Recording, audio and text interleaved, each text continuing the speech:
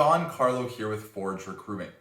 Today I wanted to go over a possible interview question you might receive in your next interview. How do you keep organized?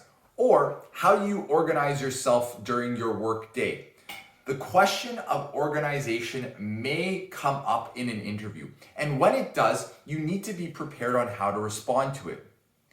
Before we look at how to answer the question, I first want to go over why the interviewer may be asking you this question. So first, the interviewer wants to be able to decipher whether or not you are an organized person or an unorganized person. The next thing they also want to look at is whether or not your organizational methods and what you consider to be organized will meet the demands of the job that you're interviewing for. So they want to make sure there's going to be a right match. So that's why the interviewer is asking you that question.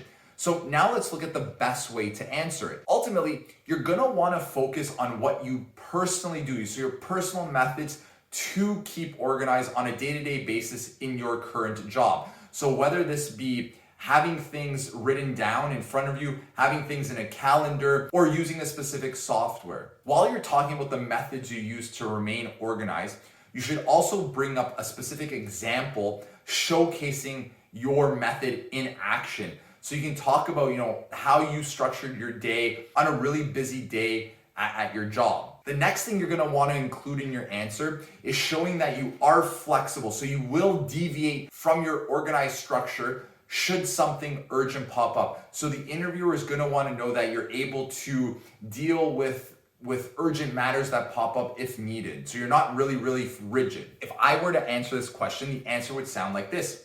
I consider myself to be quite an organized person.